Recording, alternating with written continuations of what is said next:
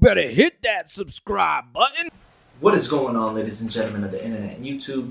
I'm Freddy Photo, Flamin' Hot Entertainment, MultiPlatGameTrap, the people's voice and your favorite average gamer. Going to be bringing you a video vlog on gaming. As you know, I've already put out a couple videos on the PlayStation 4, helpful tips and tricks on how to know if you have a brick system, and some fixes for those issues that may arise.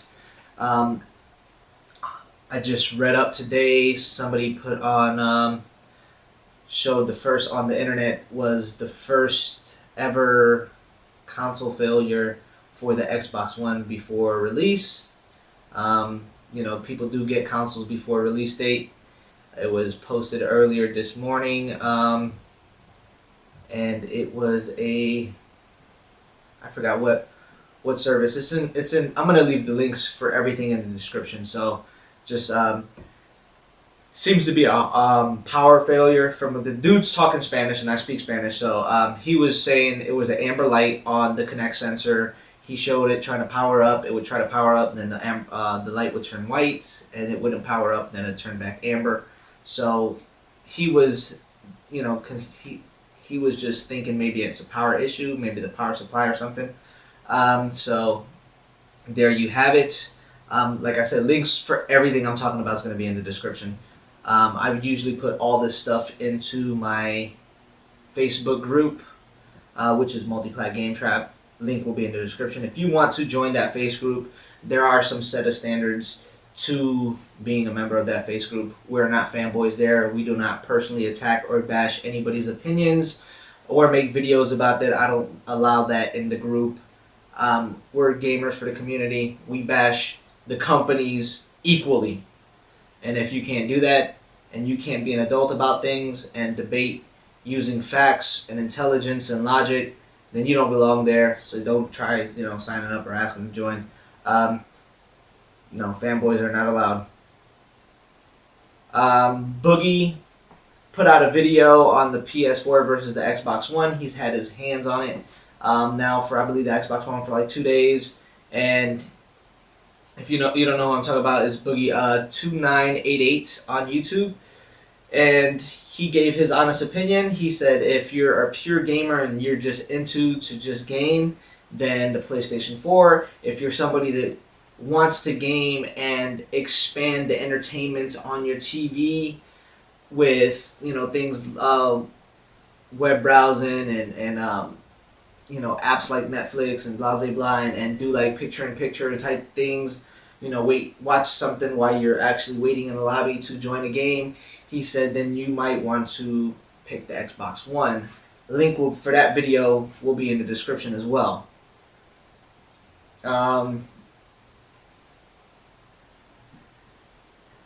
The PlayStation Vita remote play actually was tested from New Jersey to New York. Guy worked in New York. He lived in New Jersey, and he did remote play, and he said it's about 100 miles from his job to his house. So he tested it, and he was on a Wi-Fi connection, obviously, because remote play only works through Wi-Fi. And it worked pretty much flawlessly. The only thing was it had like a 2 or 3 minute connection, while I was connected and syncing up. And it was snappy, very responsive. So if I ever get any distance between, like I go somewhere or something, put some distance between me and my PS4, I'll definitely make a video showing remote play from at some distance where I know I'm going to have a good internet connection. That's what it actually depends on, is the internet connection you have your PlayStation 4 hooked up to, and then the internet connection, how fast it is, and the bandwidth it's pulling, giving your Vita to see how how fast it's going to go. Ping, definitely your ping from your Vita to the PlayStation 4 is the determining factor if it's going to be a laggy, non-working piece of mess, or it's just going to work buttery smooth. So that being said, I've used it. It works with online multiplayer with Killzone Shadowfall. All I need to do is, when I try hooking it up online multiplayer, It asked me to patch the game. After I patched the game, bam, it was in there like swimwear. Actually, I got where on Killzone Shadowfall in the campaign mode, I was playing, and it's the City Fallen level, and I couldn't pass the level, so my nephew was like, "Oh, why don't you hook up remote play?" And I actually passed it on my Vita. I couldn't do it with the DualShock 4 for some reason, and I beat the whole damn that little part with my Vita via remote play. So thank you, Matt. Appreciate the advice. You made it onto one of my videos. Big ups! Alright. Now, I hooked up my PlayStation 4 with CEC, which actually lets you control like Blu-ray players, DVD players, whatever, with, you sync it up to whatever device you have with your TV. It might have a sync, it might do it automatically, and you can use your remote control. Polygon actually lied about this in one of their articles. Links will be in the description for that too, and actually said that it couldn't do that, but I'm living proof, and I've tested it out already, and it works really good.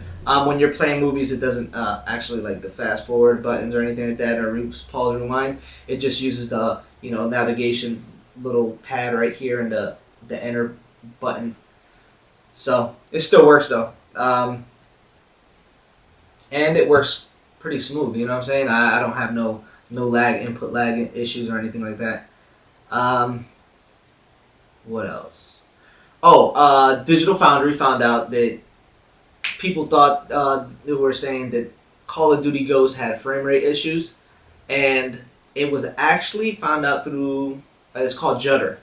PlayStation 4 Judders on Call of Duty Ghosts, and it was actually found out that the PlayStation 4 frame rate exceeds 60 frames a second, and because all TVs are 60 hertz, and anything over 60 hertz is done post-processing, and that's for all TVs that are like 240 hertz, 600 hertz, 120 hertz, you know what I'm saying? That's all done post-processing. It seems it's judders, and it is frame rate doubling, I guess they call it, or something like that.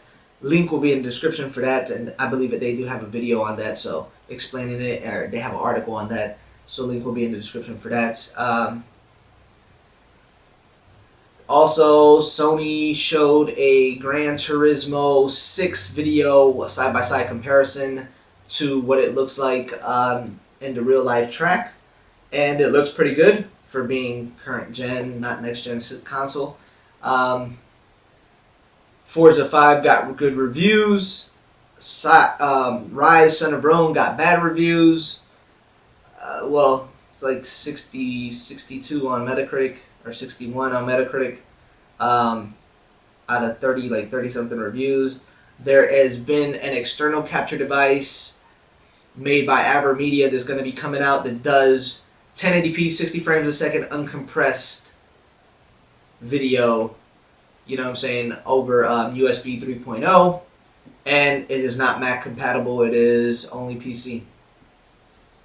So, I actually did a little demonstration of the SSHD, where I replaced the 500 gigabyte hard drive that was in the PlayStation 4. I switched it over and put a 1 terabyte solid state hybrid drive by Seagate. Links will be in the description for that video. For those videos, both the replacement video, because it actually has some good information on which firmware that you want to add to it. It's probably changed by now. I'm going to have probably change the link in the description for the new firmware. But it pretty much went down smoothly as soon as I got the right firmware. I was using the wrong firmware to do it, and it's pretty impressive. What it does is it has 8 gigabytes of MLC NAND solid state chips on it, and then it has a 64 megabyte cache, which is huge compared to normal 5400 RPM drives. They usually have only a 32 megabyte cache, so this has double the capacity cache. It runs at the same exact speed as specified by standards on the PlayStation 4, and It has an 8 gigabyte huge cache to increase speeds on the hard drive read and write, and what it does is expand the life of both the solid state chips that are in there and the spinning platter that works on regular hard drives that's in it. So hopefully I get some good results from it. It lasts a really long time. I don't have no issues, but those links to the videos will be in the description as my last 3 videos. PlayStation 4 is the first device in the world to include new DTS HD Master Audio 7.1 decoder. That article will be found on DualShockers. That's some great tech. Basically, DTS HD, like, gonna be coming to like Netflix, maybe Amazon, Voodoo, and shit like that. So that's good. That's good for PlayStation 4 owners, and some good news. You know what I'm saying? Also, trade-in value for your Xbox 360, old Xbox 360, and PS3s on Best Buy, $100. I don't suggest you doing that unless you're never going to go back and play your old catalog, because the catalog for these systems are so huge, and there's going to be more exclusive content to coming to both consoles.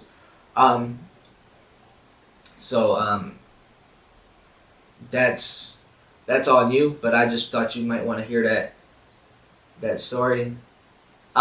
Also, PlayStation said for any brick systems, call them up. I will leave their phone number to their customer service. Link will be in the description. Not link, but phone number will be in the description. They said call them up. They will expeditely ship you a new PS4. They will send you the box and do everything expedited shipping on them.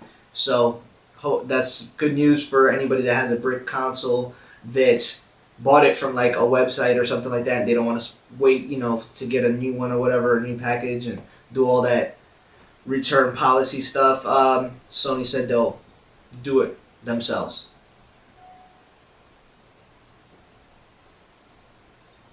Now, that's pretty much all the articles and all the stuff, news I want to talk about with that piece. Now, what I want to talk about are features that are not on the PlayStation 4 that I've noticed. So, one, there's no video chatting. And that's big because it was on the PlayStation 4, the PlayStation 3, and we used it a lot. It had, I believe, 8 people video chatting at the same time. So I would like to see that come back to the PlayStation 4, hopefully in a later firmware update. So if you're listening to this, Sony, please put video chat back in. Also, another feature that's nowhere near to be seen, they haven't talked about it. And Sony, what the fuck is your problem? Do not advertise shit that you can't fucking do.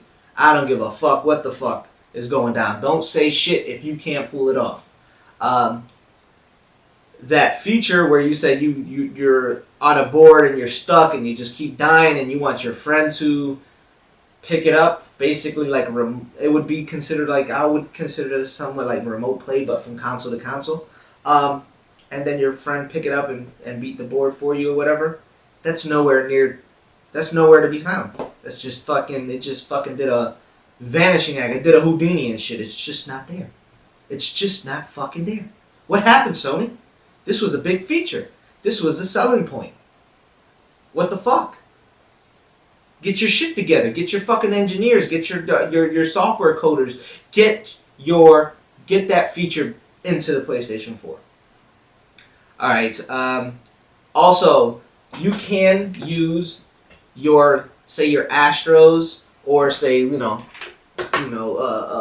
headset, your phone headset or whatever, to do both chat and game audio. What you do is, I'll explain this real quick. You hook it up, and this ends up turning your DualShock 4 into a mix amp.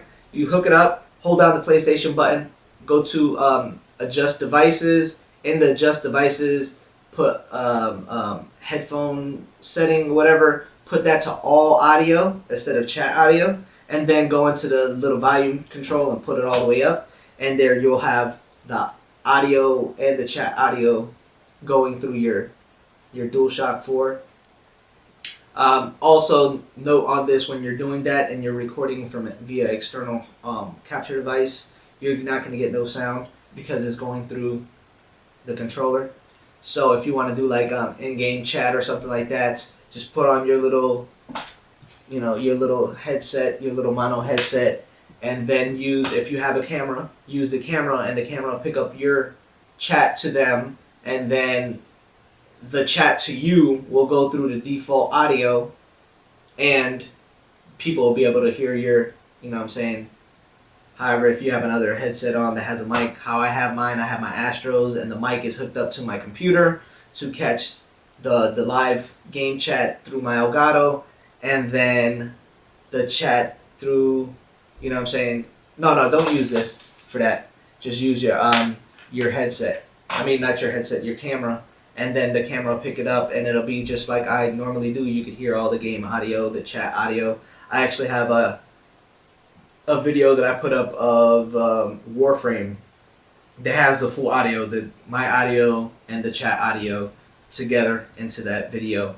So if you want to check out that video, it will be in my last 3 videos. Links will be in the description.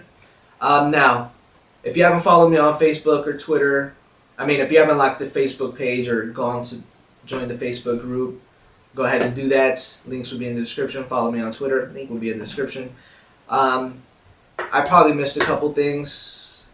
Blu-ray movies plays good on the PS4.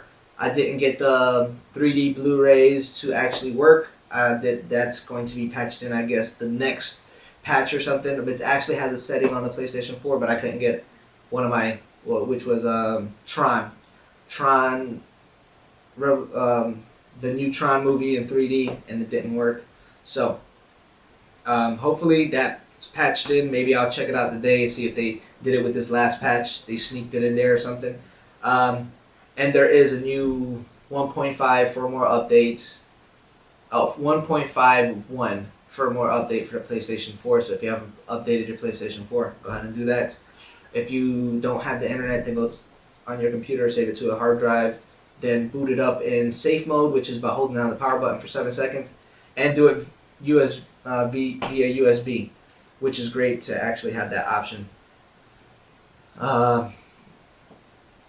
Anyways, that's pretty much it, man. That's the end of this video. Sony needs to get these features into the PlayStation 4. Other than that, I've had no problems with overheating or any of that stuff with my console.